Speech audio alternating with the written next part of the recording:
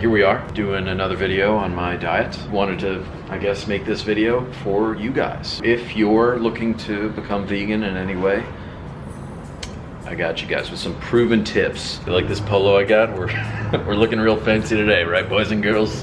Okay, let's do this. So first tip, I recommend that you guys do some research. There are a couple documentaries that I'll throw in the description for you guys to look at. It goes over, I guess, I'm dropping this. These documentaries go over the ethics, why the diet is healthy, and why you'd be improving your health if you switched over. I'll also put below some studies for you guys to look at if you're at all interested in any of the science behind veganism and why it's good for you. My God. It's like a thunderstorm outside. Next, I would say, ask yourself the question, why? Why are you starting this diet? Is it because the ethics? Is it because of my poor camera holding abilities?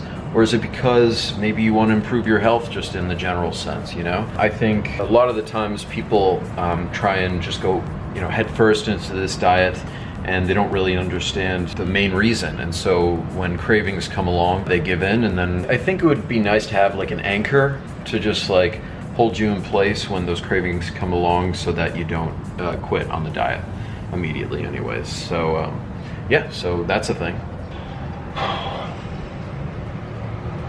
Next, I would say to start slow. Honestly, when I went into veganism, it was after having tried out several other diets that kind of eased my way into it. So I started out as a pescatarian, then I went into vegetarianism, and now of course I'm a vegan it's been about a little over a year, probably a year and a half at this point, roughly. If you are going to start out, I understand if you just want to go straight vegan, and that's totally cool, but a lot of people have their apprehensions, so don't worry about it. Just I think start slow. If you want to start with vegetarianism, pescatarianism, you can do your research, and yeah, I think you'll be all right. You'll be all right, guys. Next, I would say to stock up on staple foods like grains, legumes, seeds, vegetables, fruits, tofu, all that good stuff. And you can find milk substitutes. A really good cheese substitute, by the way, if you're looking for something like that, I would go to Daiya. That's a great product. You can find it in most grocery stores. Also, if you're looking for meat substitute products that aren't terrible, because trust me, there's a lot of them. Try to go for Gardein. I think that's a great brand you can go with, and they have tons of options, and they're all very, very good, very tasty, full of nutritional value, my boys and girls. Try not to discriminate. All right, here we go. Next, just try and read labels whenever you see any product that you think you might enjoy.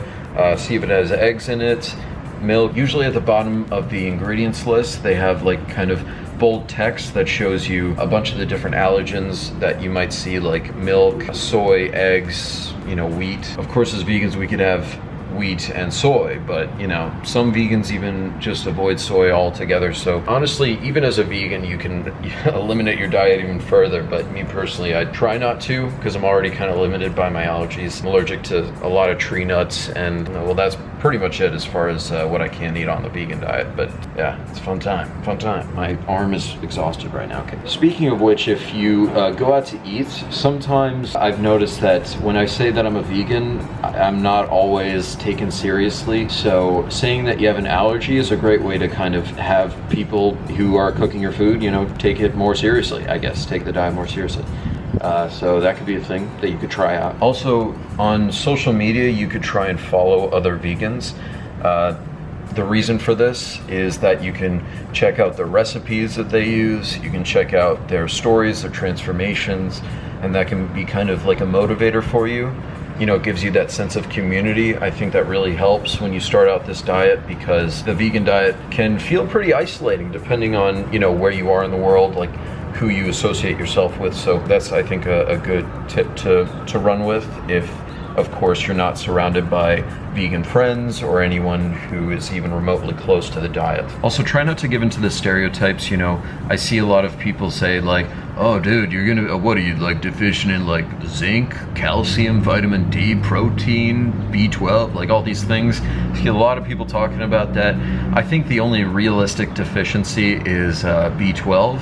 I personally, after a few months of being on this diet, got my blood checked and everything was fine, but I just ended up taking a B12 vitamin anyways, just to be safe. because I know of how like the sanitation system works in our food industry. We don't get B12 on the vegan diet because B12 comes from the soil and the soil alone, and so when you're on an animal product-based diet, of course, you get the B12 because the animals who were feeding on like grain or whatever at their farms, respective farms, they end up, taking in that B12 from the soil that they eat, and so that's just kind of a byproduct of meat. But yeah, if you're a vegan, I would say if you want to be as safe as possible, try to maybe get like a B12 vitamin. You should be fine then. So this next tip is awesome. I love this personally. It's that you should eat more. Just like eat, eat, eat. That's what I love about this diet so much, is that you can get away with eating a lot of food without having to worry about, I guess, the repercussions of course, gaining weight. Because if you're eating like fruits and vegetables and really whole foods the whole time, I mean, you'll be good, man. But of course, if you are just eating like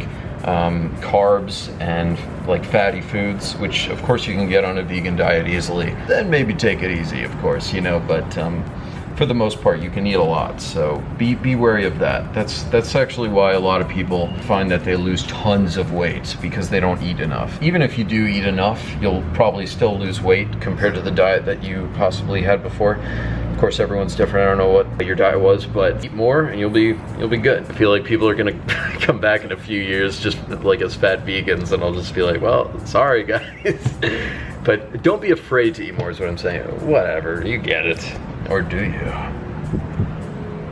Okay, lastly, I would say respect other people's diets, guys. I know it can be difficult. If you see some of these documentaries, there's a lot of animal cruelty going around, without a doubt. But just know that like people made their decisions in life to eat whatever they want for certain reasons or another, and everyone has their reasons, and it's totally cool. By me, of course, but I just wanted, this is a recommendation, of course, you do your thing, but I think that to impose our ways on other people is kind of wrong. I've found that in my personal experience, people who I know personally have been able to eliminate meat, not because of me shoving down their throats all this information, but rather from me kind of just leading by example and showing them that it's a healthy means to live. So yeah, that's it, guys. Hopefully this helped, as usual, and I'll see you around.